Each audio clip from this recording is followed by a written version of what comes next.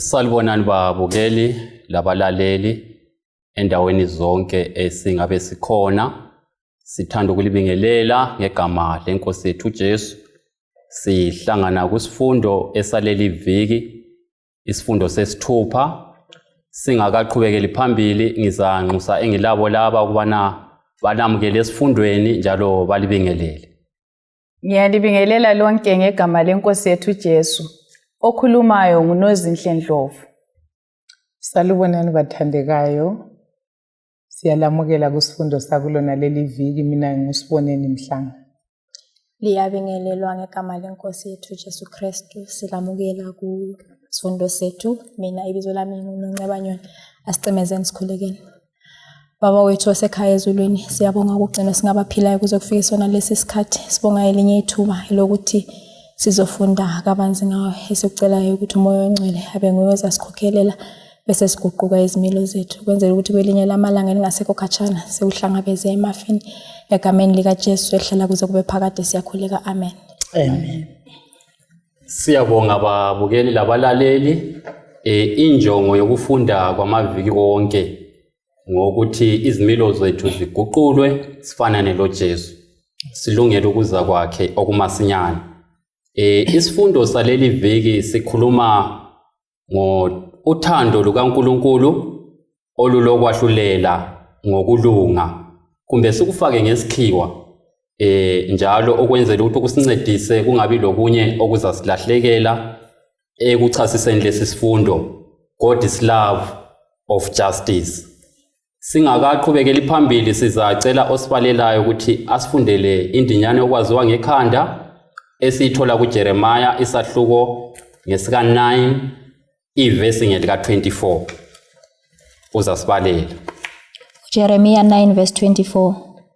Kodwa lo ozincomayo kazincome ngalokhu ukuthi uyaqedisisa njalo uyangazi ukuthi mina nginguJehova osebenzisa umusa, imfanelo lokulunga emhlabeni, ngoba lezi zinto ziyangithokozisa, kutsho uJehova. Siyabonga. So isifundo sethu sikhuluma ngothando lukaNkulunkulu olulokwahlulela ngokulunga. Singakaxoxi ngendinyana yethu okwaziwa ngekhanda, sijwayele ukuzwa ngothando lukaNkulunkulu.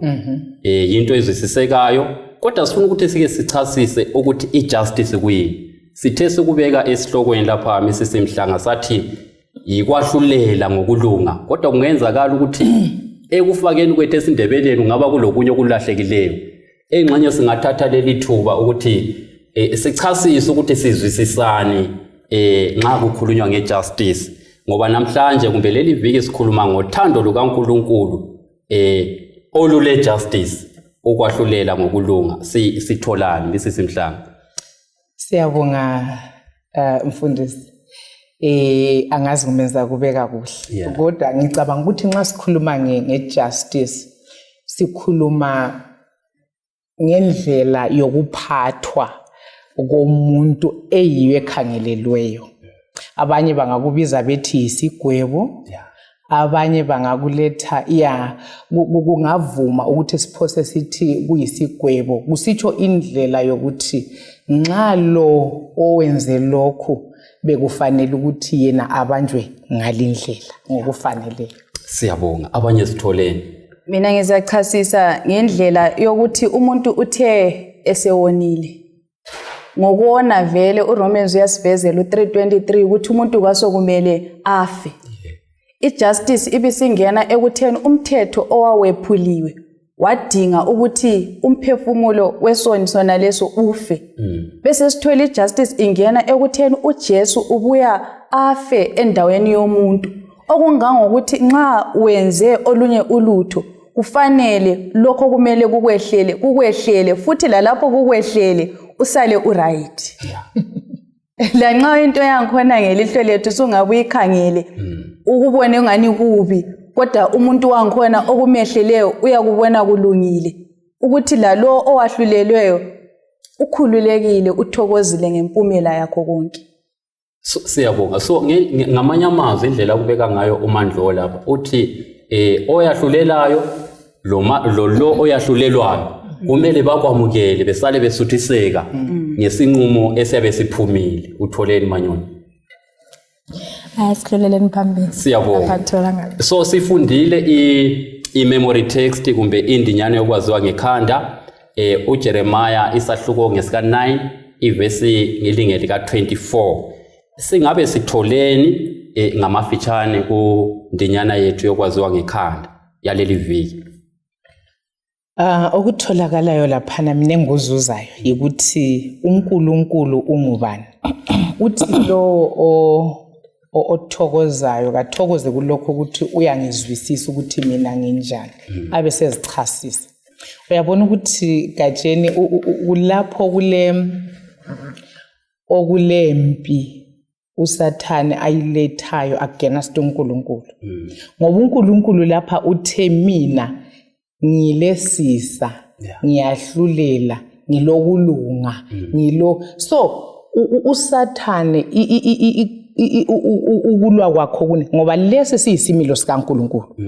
Njalo ethanda abantu uNkulunkulu Gatsheni akukho kompunzi idle mina. Yakubona sekutsho. But uNkulunkulu ethanda abantu kunjalo kulendlela, kule standard, kulendlela lesigwebo esalo ophambukayo. Uyakubona? So uSathane uhlupho lwakhe yicharacter yona leyi ehlanganisa lezi zinto zombili. Ukuthi uNkulunkulu angathanda njani aphinde futhi abe just njani. So isifundo sethu sizasivezela ikakhulu ikota yonke sizahamba sizwisisile ukuthi uNkulunkulu isimilo sakhe siyakwenelisa ukuthi lokhu kokubili abe yikho khona. Njengoba uNozi kowaveza indaba yesiphambano vele iveza ukwahlulela kukaNkulunkulu, iveze lothando lukaNkulunkulu kundawo. Siyabonga Mrs. Mhlanga. Engabe khona ngabe thola okunye kundinyana okwaziwa ngekhanda? Engikutholileyo ukuthi zikhona izinto mhlawumbe singazigqaja ngazo kumbe mhlawumbe singazincoma ngazo. Kodwa nxa sivula yona leyi ivesi sithola ukuthi phezulu kwezinto zonke into eqhakathekileyo ukuthi uNkulunkulu siyamazi. Ungahamba kuJohane ngo17 ivesi lingelika 3. Yinto eyayikhalelwa nguJesu ukuthi ngasiyamazi. Singabamazi ikho lapho kulemfihlakalo yempilo engunaphakade. Ungakhangela njengabantu siphila lapha esikuphilelayo ukuthi sibe njengoJesu. Nxa singabamazi kuhle kuthi ukuthi impilo zethu zizaguquka kahle, lempilo ehlambulukileyo lokumsebenzela konke kuzeyema ulwazi lona lelo ukuthi kanti uNkulunkulu ungubani, usebenza njani, sikuphatha njani lokho. Khona lokho kuyasincedisa singabamazi kuhle, izinto zonke ziyangena endaweni yazo. Siyabonga. Ngizathanda ukuthi ngithathele lithuba ukuthi ngitsho esiza kuthola esifundweni saleli viki ngamafitshane. Isigaba sokuqala sizabe sikhuluma ngothando lukaNkulunkulu le-justice. Esithe khona thina yikwahlulela okulokulunga, ukwahlulela ngokulunga. So sizazama ukuthi sikuveze ukuthi uthando lukaNkulunkulu le-justice kuhamba ndawonye akwehlukananga. Kutsho ukuthi kulona leli viki sikhuluma ngesimilo sikaNkulunkulu esiluthando lukaNkulunkulu lokwahlulela ngokulunga. So sizathatha ithuba elokuthi sibala amavesi sichasise bese sithola isigaba sesibili esikhuluma ngokuthi uthando lukaNkulunkulu ludinga uthando lukaNkulunkulu olulokwahlulela ngokulunga ludinga ukungaguquki thile. So sizabe sesikhuluma ngokuthi uNkulunkulu kaguquki. Nxa ekhulumile umi khona la kaguquki. So sizakuthola esifundweni ukuthi kuhlangana njani ukungaguquki kukaNkulunkulu lokwahlulela kwakhe ngokulunga. Isigaba sokucina bese sikhuluma ngokuthi uthando lukaNkulunkulu lolu olulokwahlulela ngokulunga sithola kwezinye izikhathi uNkulunkulu nxa ekhuluma olunye ulutho waletha ukuthi uzakwahlulela ngendlela enje, kodwa umuntu abe sephenduka uNkulunkulu abe setshintsha isigwebo. So ngokunye esiza kuthola esifundweni salona leli viki. Khathesi ke sesibuyela esigabeni sakuqala. Ukwahlulela uthando lukaNkulunkulu lokwahlulela ngokulunga kuhamba ndawonye. Sitholani Mrs. Mhlanga? kulama extremes amabili lapha Gatsheni. Yeah. Umlobo wesifundo usivezela ukuthi isimilo sikaNkulunkulu siluthando olugenuine olubambekayo lungafekhwanga ngoba yilo lodwa olwenelisa ukuthi luhambe ndawonye lokwahluleka lokulunga. Yeah. But abe sesinika ama extremes zona la ukuthi kwesinye isikhathi thina abantu siyathanda siyabe singani siyathanda kodwa kuyindlela yokuba lenient lokuvumela isono kumbe ukuvumela ububi sibe sesisithi hayi siyathanda and kube sokusiba lolunye uhlangothi oluhamba kakhulu olokuthi hayi akubuye ukwahlulela kwahlulelwe sibili ijustice ayithatha indawo kodwa lakho kuphinde kuhambe kakhulu ngoba kakulathando phakathi okwento kwakhona. So umlobo wesifundo usitshela ukuthi uNkulunkulu isimilo sakhe Gatsheni seyeme kukhona lokhu ukuthi ethanda uyenelisa ukuletha isigwebo sokulunga esilethwa ngothando. Yes, ngasikhathi sinye. So yikho esithi lokhu kokubili kuhamba ndawonye. Uyayibona indaba yesiphambano. Yeah. Unozuke wayithinta si-introduce isifundo ukuthi uAdam adla isihlahla kwaso kusitsho ukuthi kufanele afe. Yeah. Ijustice. Uthando ijustice leyi ngoba uNkulunkulu ihamba lokuthi enjalo efanele afe kodwa kufanele uthando luthi kufanele aphinda abuyiswe. Uyayibona? So yikho esiphambanweni sithola ijustice lothando lukaNkulunkulu luvezakale ekufeni kukaJesu. uJesu ngokufa kwakhe he is satisfying the demand of the law. Umthetho icourt ithi owephule lokho kafi. uJesu ikho wafa. Uthando luthi owonileyo ufanele ukuhlengwa. So uJesu esife esiphambanweni wayeveza uNkulunkulu okuletha zona lezi inature kaNkulunkulu yejustice lothando ekufeni kukaJesu kokubili lokho kuyavela. Siyabonga Mrs. Mhlanga. Engabe khona omunye othola okunye ukusona lesi sigaba sakuqala. Ukungezelela ukuthi nxa sesifuna ukuthi sehlukanise uthando lejustice kuyawonakala. Ungananzelela ijustice kaNkulunkulu ifuqwa luthando. Laphethe yasebenza khona ngitsho lena lo oyabe yahlulelwe usala elonku eright.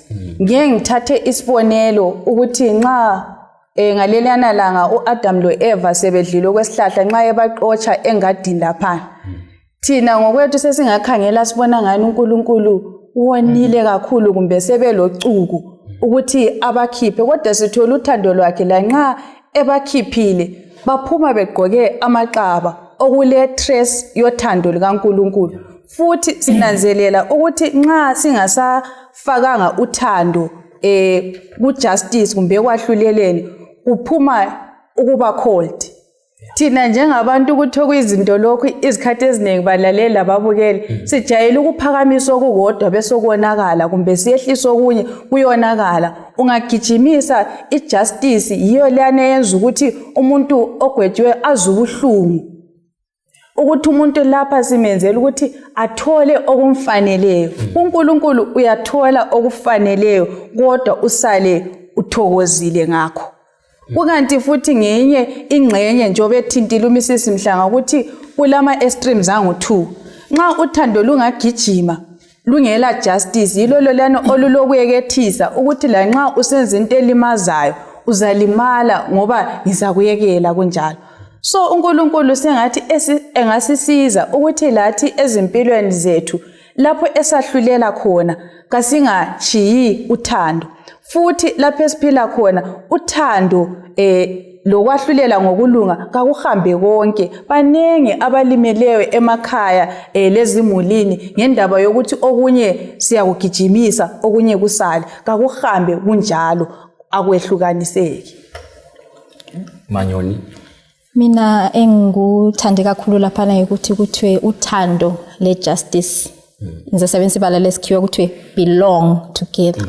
Ongangokuthi ubelong yena lwana ngiyotshintsha yonke into ukuthi akwehlukaniseki kumele kube ndawonye ningaze kuthiwe ningaze kuyiwe ngaphi lokho kongu2 akwehlukaniseki bese ngizathatha maybe iexample yokuthi maybe nxa ulomntwana nxa usebenzisa uthando uphinde usebenzise ijustice at the same time uyabe ngumntwana lwana ukuthi engahamba abuye ebusuku kakhulu awusoze uphomba ukumekela nje ngoba uyabukwazi ukuthi ngingamekela hamba ebusuku kuzaba lempumela ezaphuma engalunganga kodwa lakho lamnxa ngimchaya ansoze ngimchaya ukuthi sezaze evukele esibhedlela so uyakuxubanisa konkhana ende lakho nxa umchaya uyabumtshengisela ukuthi angutshayela ukuthi ngifuna ukukubulala or ngifuna ukuthi uphume ehlala estradeni kodwa ngutshayela ukuthi ngubonise ukuthi indlela leyo ihambayo vele ile mpumela ezagcina ingasalunganga yikho lo nkulunkulu akwenzayo ngathi ukuthi nxa uyekubona ukuthi uhamba ngendlela engayisiyo kulezinye izinto eziza kuwela not ukuthi ngoba ufuna ufe kodwa ufuna ukukubuyisa ufuna ukuthi ingqondo zakho ziphenduke ebese kuncedisa so at the end of the day uNkulunkulu usebenzisa uthando kithi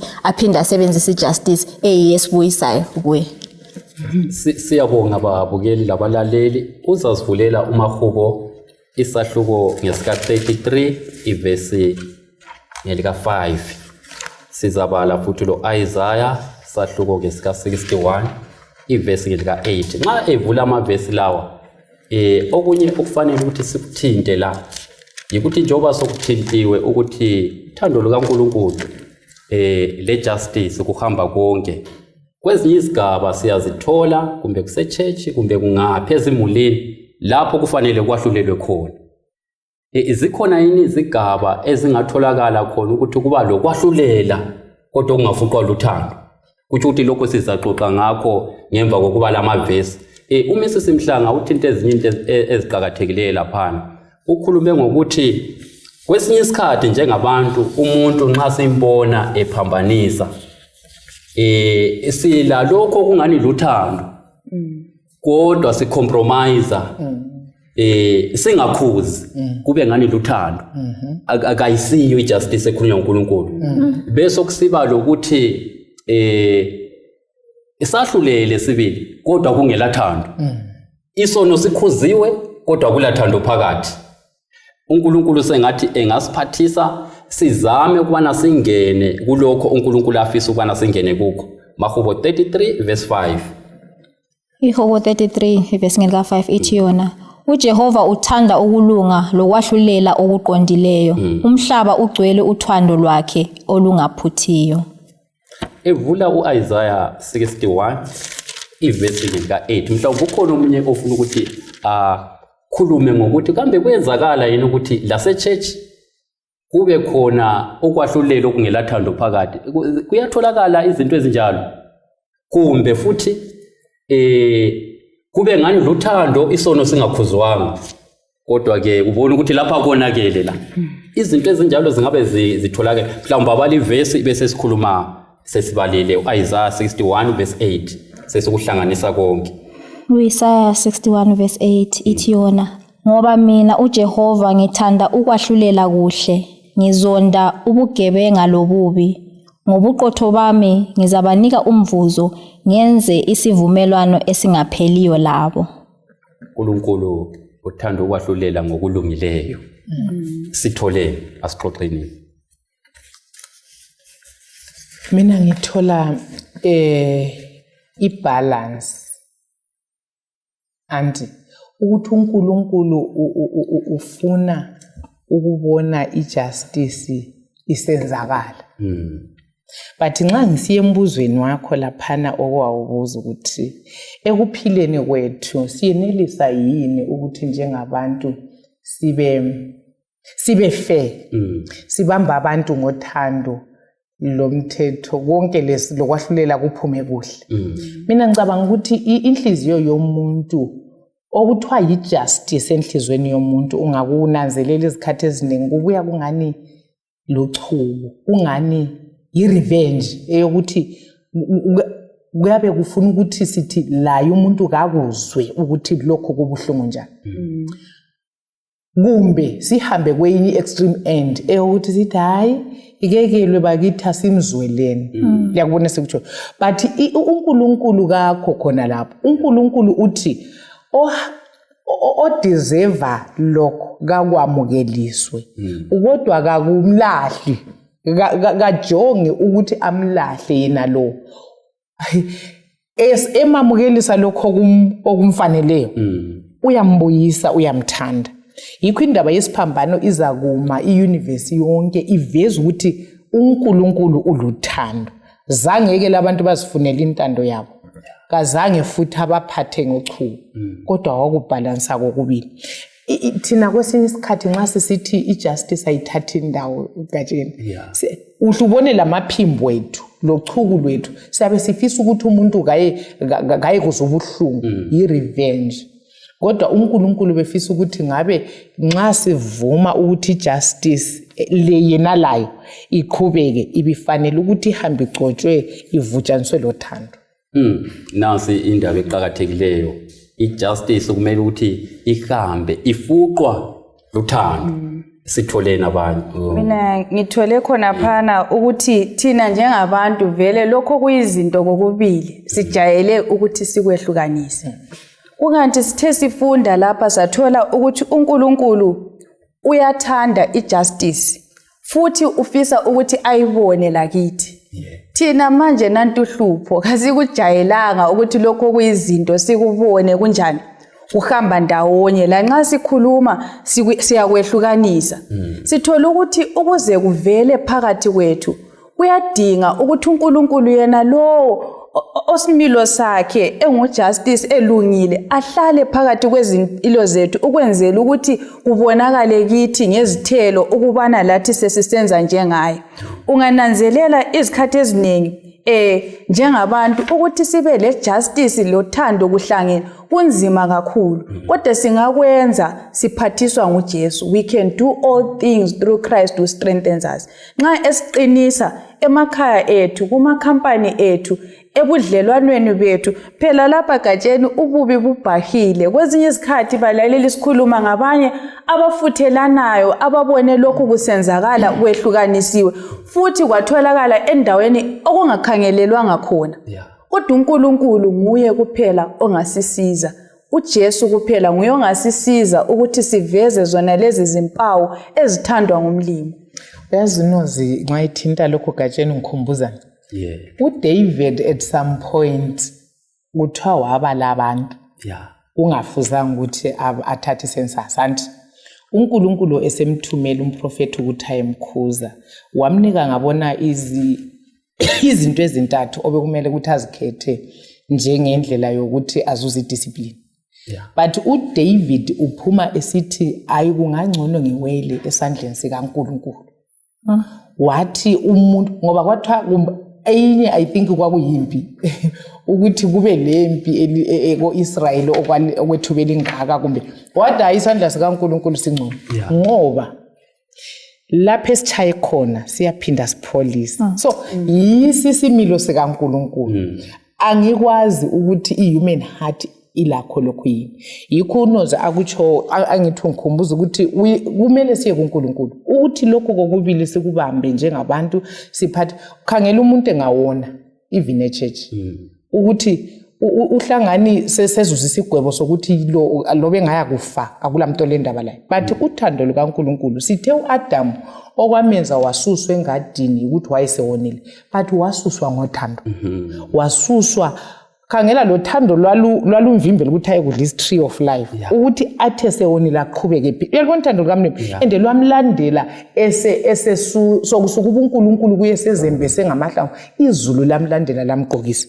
Thina esimkhuzayo aphiwe isigwebo sakhe siyamlandelela ngothando yini kumbe nxa isiya kufa kaye kufa.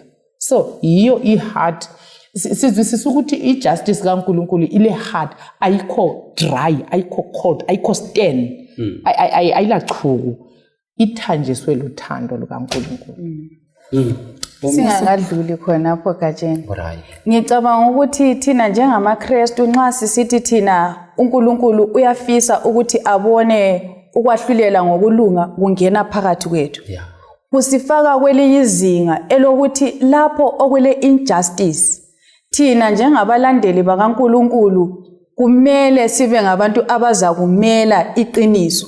Sike sathinta ukuthi kulezinye indawo ukuthi kuyaphaswa ama decisions ukuthi umuntu ubone ukuthi lapha uhambe ijustice engelathando.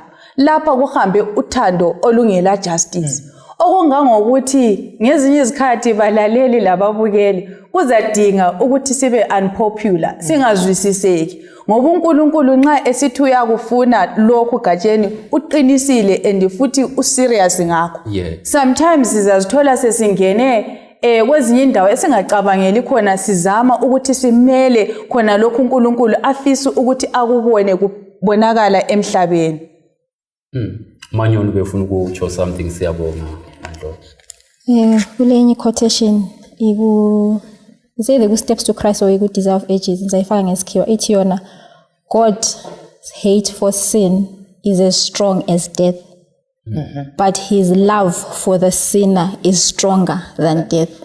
Kumele sifike to a point ukuthi mina ngikukhangela ngelihlo likaNkulunkulu ngoba nxa sokuphelelisiwe konke mina mele ngibe lesimilo sikaNkulunkulu. Nxa ngingakukhangela wena ngibone isoni kodwa esithandwa nguNkulunkulu. Isono osenzayo hayi kangisithandi kodwa wena njengomuntu othandwa nguNkulunkulu ngiyakuthanda. Yikho kuzasenza senelise lokuthi nxa sisahlulela abantu sibayahlulele ngendlela yokuthi asisoze sibakhube. Akumelanga sifike to a point yokuthi siyesaba lokwahlulela lokukhuza abantu ngoba siyabe sizitshela ukuthi bazathi siyabazonda kodwa ungabona ungasakhuza isono umuntu lwana vele uyamzonda ngoba umuse endaweni embi kakhulu. Kodwa nxa singafika endaweni yokuthi silothando lukaNkulunkulu ngaphakathi kwethu isono asisoze sisekele sidlula nje sizasikhuza kodwa sizasikhuza ngothando and abantu bazathi besuka kithi bazabe bebona ukuthi umuntu lo umkhuza ngoba uyangithanda and lokuphenduka kwabo kuba lula. Siyabonga kakhulu. Nxa sidlula lapha babukeli labalaleli esikutholayo ukuthi ekukhuzeni kwethu ekwahluleleni kwethu kufanele ukuthi sifuqwe luthando. Futhi kasingakwenza ukuthi nxa umuntu ephaphanisile sibe ngani siyamthanda sekele ukukhuza kasothando.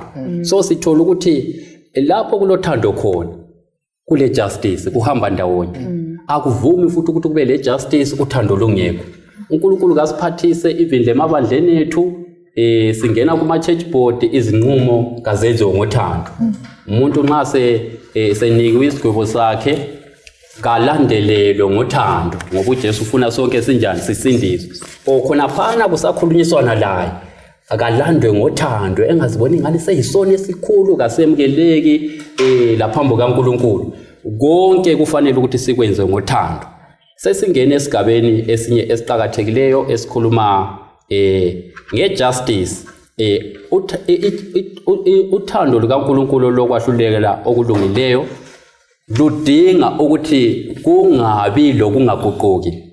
Nxa sifunda uMalaki ngo3 iverse ngika 6 ithi ikhuluma ngokuthi uNkulunkulu kaguquki.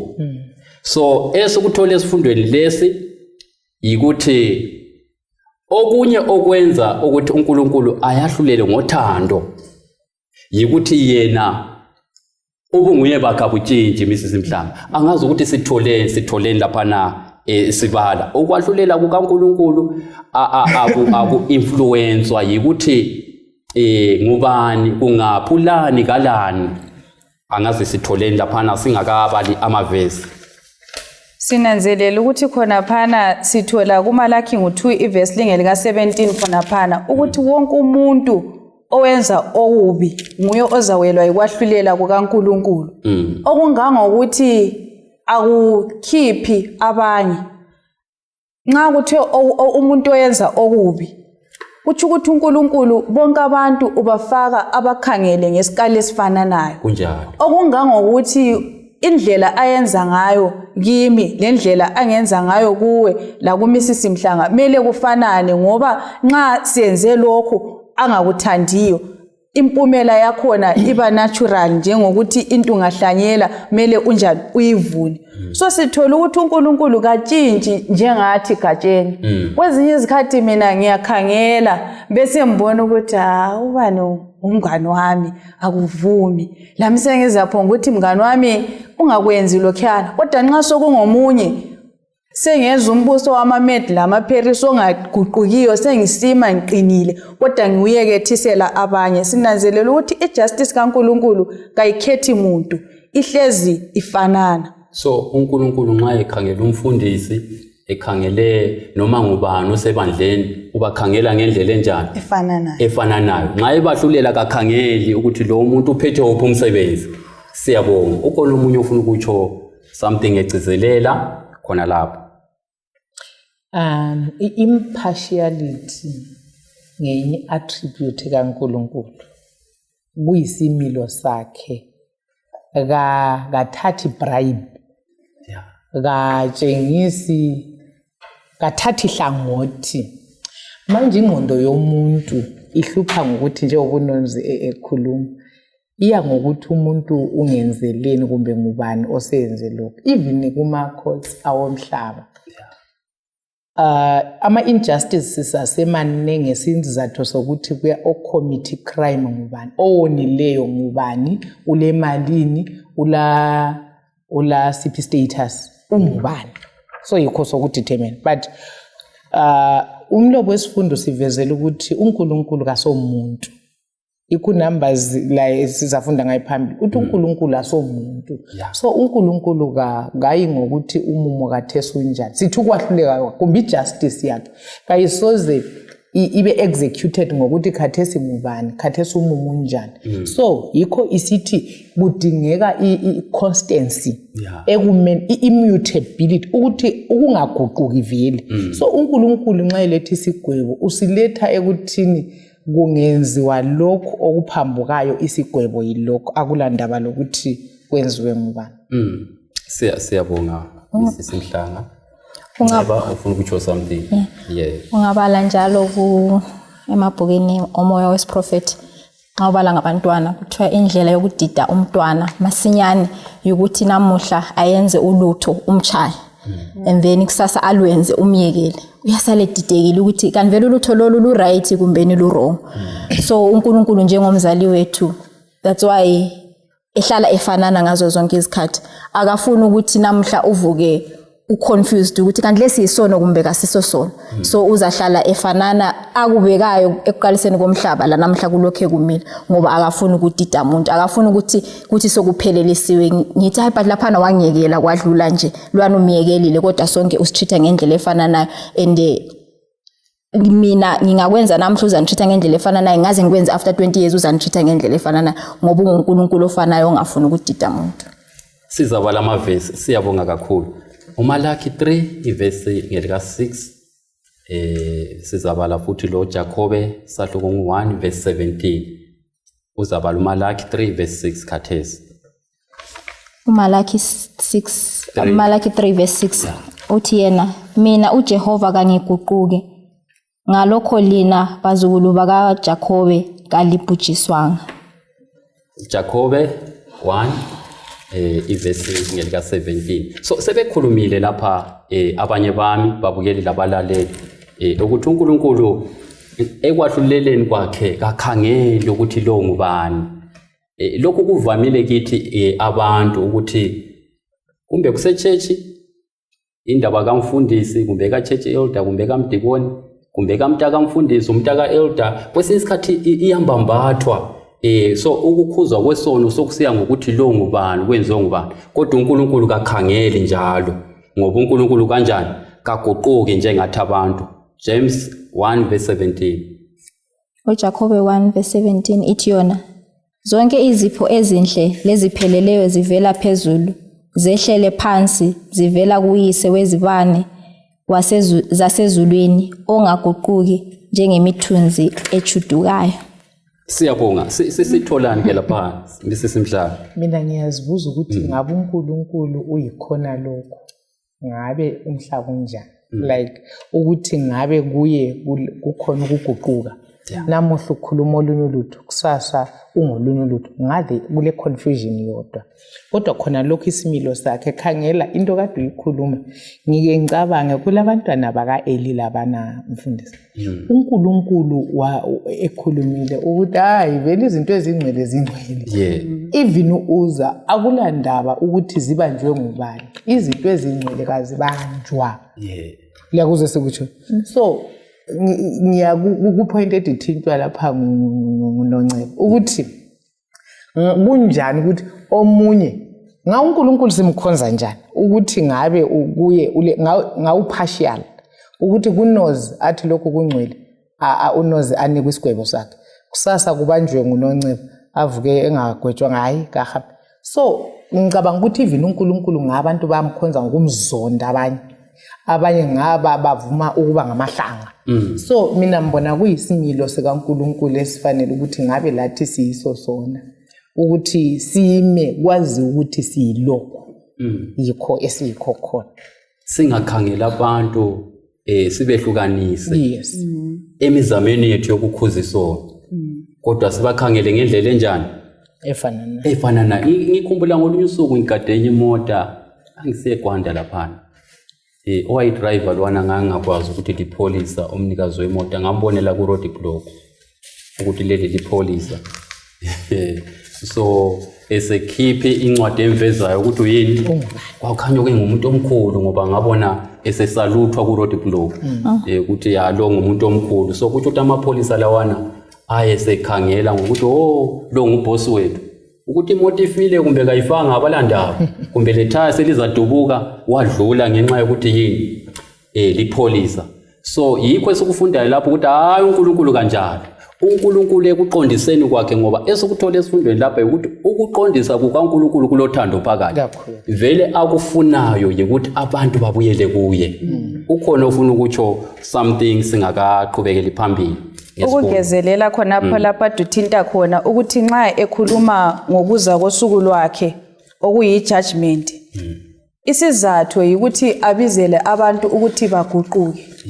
Izikhathi eziningi sesathatha indaba yokwahlulela leyi sayenza yaba indaba yokwethusela ukuthi abantu bayesabe kodwa okaNkulunkulu kuchiyene kulokomuntu ngoba nxa esithi yena who is going to stand ngubani ozakuma emela lolo suku lokwahlulela sithola ukuthi uNkulunkulu yena unguNkulunkulu omangalisayo ukuthi izinto zonke uzenze ukutheni abuyise umuntu kuye. Ungananzelela nxa sasesonile sokufanele sife sithola uJesu ebuya ezokufa endaweni yethu okusivezela ukuthi uNkulunkulu ekwahluleleni kwakhe uhlezi elamacebo amahle ukuthi asibuyise kumbe asenze sibe njengaye. Izikhathi eziningi thina nxa sisahlulela ingqondo esilayo ayisiyo ingqondo loNkulunkulu wethusa abantu ukuthi abantu bayese ukuthi ungabamba lapha uzabanje uzatsha uzucine ususesaba. Umnozo veze into emangalisayo. Uyawazi ukuthi even indlela esiletha ngayo ukuthi abantu bazanathula kaloba uNkulunkulu anti ungani uNkulunkulu uzabe ebazondele futhi ebalahla ngochuku kodwa indaba yokwahlulela liyana elethwayo ukuthi uNkulunkulu ufuna ukuthi bonke abantu baze kuphendukeni. Ngize ngikhumbule ukuthi kulalapho sister wayithaphala khona ukuthi even abantu abazalahlwa ekugcineni kwesikhathi bayebelahlwe ngothando. uNkulunkulu uzakwala ukuthi abantu babe sezulwini ngothando ngesizathu sokuthi yibo ubungcwele buyabe bubahlukuluza. So uNkulunkulu uthando lwakhe le execution ye justice ithi kababe phandle obungcwele. Uyayizwa futhi ngothando mina asikwazi vele ukuthi into kaNkulunkulu le injani but kumele sikwamukele ukuthi abantu bacabanga ukuthi uNkulunkulu uzalichisa even abantu nxa benganabaphenduki sicina singani sibethusela ukuthi baza kutsha but khona lokho kakudonseli abantu kuNkulunkulu bekumele ukuthi ngabe siveze uthando lukaNkulunkulu olupheleleyo then lolo thando luzadonsela abantu basebezwisisa abantu ukuthi ukulahlwa kuluthando futhi lukaNkulunkulu. Yes kuluthando. So ngiyakupoint kaNozo ukuthi kwesinye isikhathi siyakhuluma ngosuku oluvutha njengeziko njengendlela yokwethusela abantu even subject ye judgment nxa sisithi kulengilosi sibile thatha kuthiwa kwini ethathi with terrible exactness impilo yami ungani uNkulunkulu lwana lochuku odingayo the slightest sin yokuthi angizuze abe senilahla ohlale phethe ready phela exactly but uthando lukaNkulunkulu le justice yakhe luvuma ukuthi mina kufanele ucineni kwakho konke ngicine senkuNkulunkulu. Siyabonga. So i-judgment i-good news ebantwini abakholwayo bekumele siyipresent injalo ngoba iveza uthando lukaNkulunkulu wathanda abantu ngokubafela and uJesu kumenza ukuthi aplead ama-cases abantu kade esezulwini. Luthando. Yeah, ngapha kodwa i-justice ithatha indawo ngoba kulomthetho phela. Esami isimilo sifanele sithi khexo le mthetho but ngenxa kaJesu ngiyafanela. Yikho kubalansa khona uthando le-justice ku-character kaNkulunkulu. Fanapho ungakadluli Gajeni. Indaba yokuthi uNkulunkulu kaguquki iyathathekisa kakhulu. Ungananzelela mina ngeke ngaba lesinye isikhathi lapha ngeke ngabona ukuthi hayi lapha kamphathwanga kahle. Ngibona ukuthi lapha bekumele kube nje kodwa kwangasaphumi ngendlela okwaba yiyo yona. Ubuhlungu bona lo beyane engabuzwayo Gajeni angifisi ukuthi omunye umuntu awuzwe. Okungangokuthi balaleli i-challenge ukuthi lathi esike saphatheka kubi kasingaqhubekiseli ubuhlungu bona lobe sibuzwayo kwabanye ukuthi lathi sesizabe siguquka ekwenzeni izinto sisiba unfair.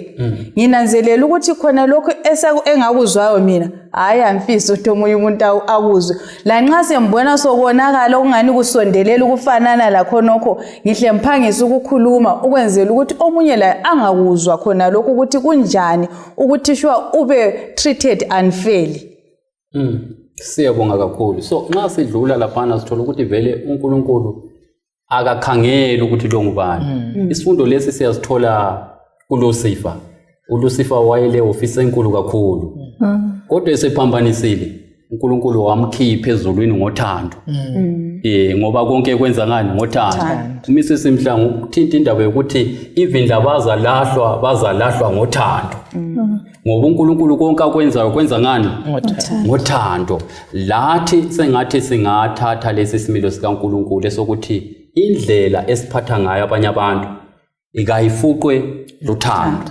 Sesikhangele esinye isigaba esiqhakathekileyo lapha sizafunda ivesi uManani isahluko ngesika 23 ivesi ngelika 19 lamanye amavesi esizawathinta lapha. Uthando lukaNkulunkulu siyamnanzelela uNkulunkulu emavesini esizawabala lapho ukuthi nxa ekhulumile elethi isigwebo esilandela kumbe esandulelwa isono kumbe kuhlamukela uNkulunkulu kwezinye izigaba simthola setshintsha. So emavesini esizawabala lapha kufanele ukuthi sixoxe ukuthi kambe kungaba yikuthi uNkulunkulu uyaqamba amanga yini ngoba sizathola umzekeliso kaJona la ukuthi uNkulunkulu uyakhuluma ulutho oluthile kodwa ngenxa yesimilo sakhe abe setshintsha. So esifuna ukuthi sikuveze esifundweni lapha ukuthi ngabe uNkulunkulu uyaqamba amanga yini ngoba kukhanya ngani lapha siyaqhubeka sivele esigabeni sesibili esokuthi uNkulunkulu kaguquki. Kodwa lapha sithola sokungani uNkulunkulu uyanjani uyaguquka. Sizafunda uManani 23 ivesi ngelika 19. Amanani 23 verse 19 ithi yona uNkulunkulu kasumuntu ukuthi angaqamba amanga loba indodana yomuntu yona eguquka engqondo yayo kambe ukhuluma angenzi na uyathembisa angagcwalisi isithembiso na. Uvula futhi uSamuel wakuqala isahluko ngesika 15 ivesi ngelika 29. Engxenye nxa kukhona omunye ofuna ukugcizelela something evula ivesi engathatha leli thuba. Maybe siza khuluma ngakhona lokho nje maybe kunyaza kubala. Sinanzelela ukuthi uNkulunkulu kulembandela thize ezingamenza ukuthi aguquke kulokho abe sekuhlelile. Ikakhulu singathinta maybe indaba yeNiniva liyana ukuthi abantu sebephendukile uNkulunkulu ayethe kuzabehlela kwagcina kungabehlelanga. Okungangokuthi lathi ezimpilweni zethu nxa siphenduka ngokupheleleyo uNkulunkulu uyaguqula indlela ayenza ngayo. Sinanzelela ukuthi okungamenza kuphela atshintshe umqondo yikubana siphendukile ezonweni zethu okuyinhloso yakhe ukuthi siphile impilo ezihlambulukileyo. 1 Samuel 50 verse 29. Siyabonga. Yena oyinkazimulo kaIsrayeli kaqambi manga kumbe aguqule ingqondo yakhe ngoba kasimuntu ukuba aguqule ingqondo yakhe. Amavesi wonke la akhuluma into efana nayo lo Titus 1 verse 2 leka sikubala lo maHebheru 6 verse 18 uNkulunkulu kaqambi manga. Kodwa singakangeni ekuxoxeni asikene sikhangele indaba kaJona. Asikene sikhangele indaba kaJona 4 verse 1 lo 2 bese sixoxa. Bemfisa ukuthi ngithi singakafiki kuJona. uNkulunkulu ngokuzwisisa kwami ulokwahlulela kuluhlobo olukabili. Kulokunye ukwahlulelo okungekho conditional, unconditional and ukuthi akulanda ukuthi abantu baza responda njani. And kube sokusiba lokwahlulelo kulethwa kuza determinwa ukuthi abantu ba responde njani to imessage. Alright, mana nikizibonela. Umhlaba lo ugatsheni. Abantu bengaze bephenduke. Umhlaba lo uyabhujiswa ngomlilo. Kunjalo. Unconditional. Ngithi ukuthi kuzakwenzeka akulanda ukuthi abantu benzeni. And kodwa ngizama ukudinga example, ngizama ukusebenzisa example kodwa kube sokusiba leyinye i-judgment e-conditional eyeme ekuthini iza executwa kusiya ngokuthi abantu ba responde njani ku-message kubizo likaNkulunkulu. Yakuzwe ngikutsho. So ngiyakupoint ukuthi kuliqiniso ukuthi uNkulunkulu kaguquki ngoba vele kasomuntu kaguquki. Kodwa kulezigaba lapho akukhulumileyo ukwenzakala kwakhona kuyalawulwa ukuthi iresponse yabantu njani. Siyabonga sizaqhubekela phambili sichasisa lapha ichele khona uMrs Mhlanga ngemva kokubala ivesi le ekuJona 4 verse 1 lo verse 2. Jona 4 verse 1 lo 2.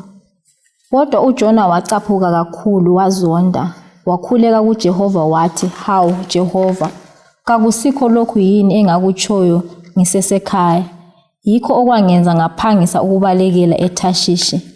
Ngangikwazi ukuthi uNkulunkulu olomusa lesihawu, ophuza ukuthukuthela njalo ogcwele uthando, uNkulunkulu odedayo ongasoze ehlise ukuhlupheka." Nansi indaba.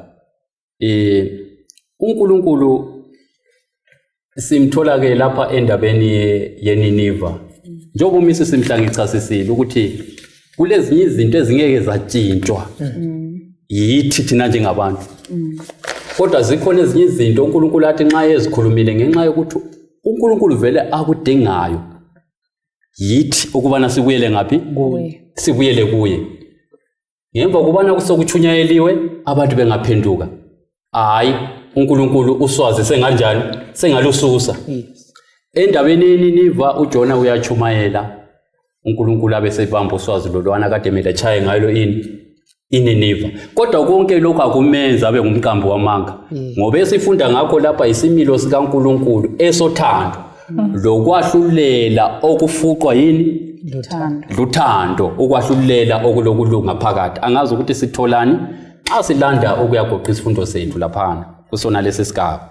Mina bengifuna ukuqathanisa sithe siqalisa laphana saveza ukuthi uNkulunkulu unjani ukuthi sibe mazi.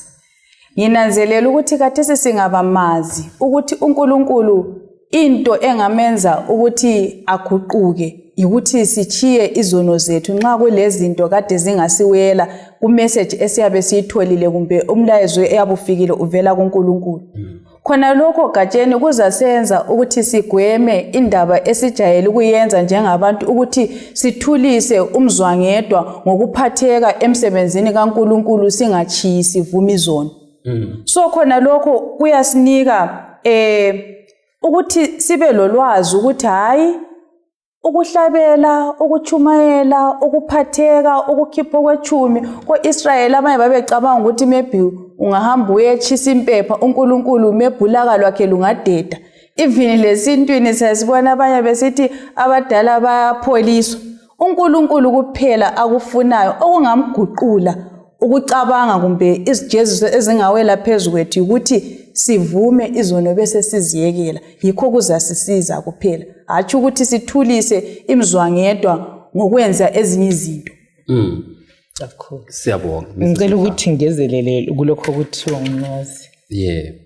uJona akutshoyo ukuthi isimilo sakho uNkulunkulu nyasazi. Yikho kwangenza sibili ngangayi enini. Ayibona? Zwana singabala uExodus 34 lapha nanti. uNkulunkulu edlula phambi kaMose. Kuthiwa kwenziwa ideclaration lapha. Iproclamation ukuthi uNkulunkulu ngingazi sisacela ibala. Yes. Ivesi ngelika 6:7. Wadlula phambi kukaMose ememezela esithi uJehova uNkulunkulu olesihawu lomusa ophuzayo ukuthukuthela ogcwele uthando lobuqotho olothando olungapheliyo kuzinkulungwane ethethelela ububi iziphosiso lezono ikanti abalamacala kabayekeli bengajezisanga wehlisela ububi baboyise phezulu kwabantwana laphezulu kwabantwana babantwana kusiya kusizukulwane kwesesithathu lesesine. Mbone ngani ivesi leyi iyasigcizelelela isimilo sikaNkulunkulu. Kukhona lokhu ukuthi uNkulunkulu uyathanda, ulesisa, uyabekezela, ukodwa abalecala. Ngithande ukuthi forgiving iniquity. Uthe uyabathethelela. Mbone ngani uJona wayesizwisisa lesisimilo sikaNkulunkulu. Ukuthi uNkulunkulu abaphendukayo uyabamukela.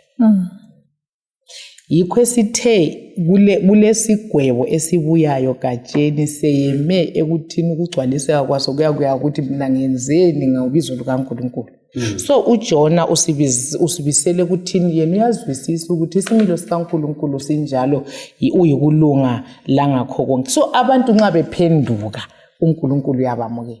But ijustice ibalance bese ngiyibona lapho ukuthi kodwa abayalayo izoni uNkulunkulu kasozavuma bahambe scot free.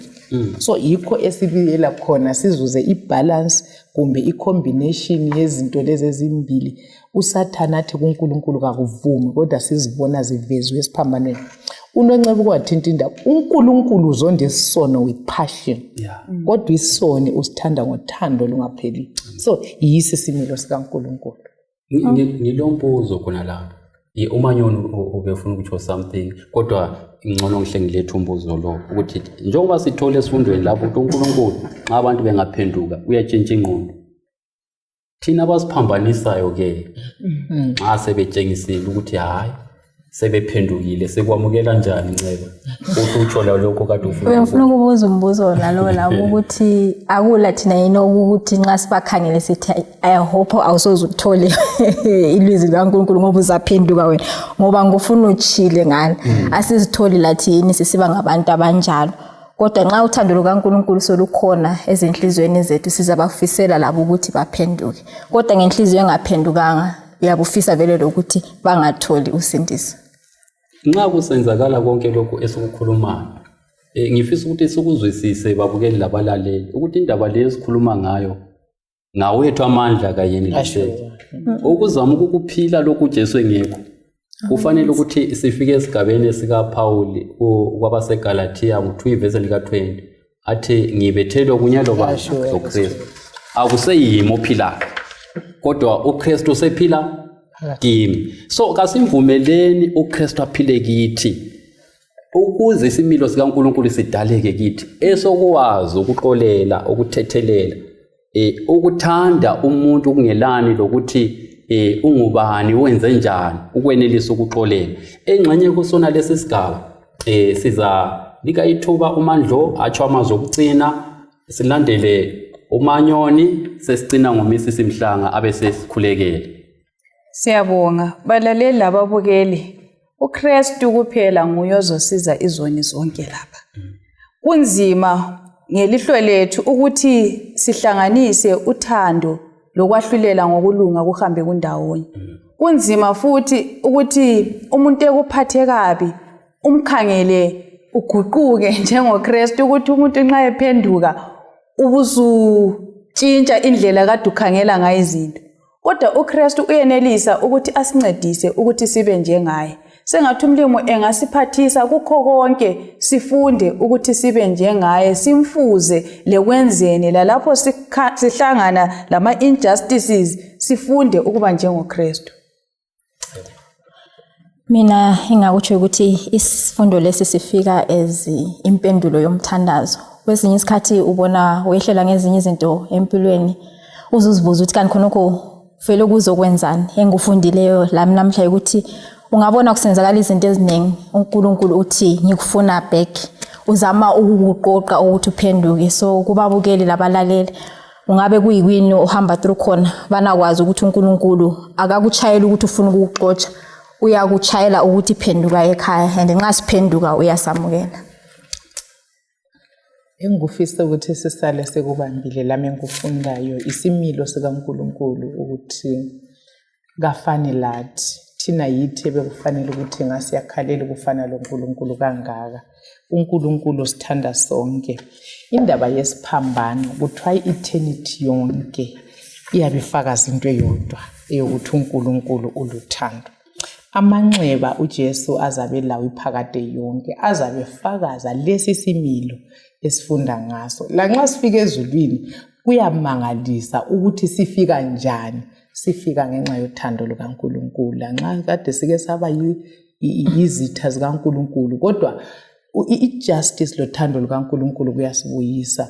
Asambeni kuNkulunkulu bathandekayo, sizuzeni isisa, sizuzeni ukuthwalelwa imithwalo, sizuzeni ukuthethelelwa, sizuze ukuba izindlalifa zombuso kaNkulunkulu. uNkulunkulu asibusisa sigcinezeni sithandazeni. Baba wethu oyingcwele othandekayo khona ekhaya ezulwini, wena uNkulunkulu, thina singabantu nazi inhliziyo zethu ezilukhuni zidinga ukumelithwa luthando lwesiphambano. Sibambane kubi, satrithana kubi, sakhangelana ngelihlo elibi. Siyavuma ukwehluleka kwethu lokusilela kwethu. Siyabonga kakhulu sona lesi sifundo esambula lokho wena oyikho khona, lendlela osikhangele ngayo, lendlela osibamba ngayo. Siyabonga ukuba lo Nkulunkulu onjalo omiyo elizwini lakhe, isimilo sakhe singaguquguqukiyo. Futhi sibonga ukuthi nxa siphenduka uyasamukela. Wona lowo musa vuma sonke siwamukele, siphenduke sibe sesiba khona ebukhosini. Ngayo uJesu siyabonga. Amen. Amen.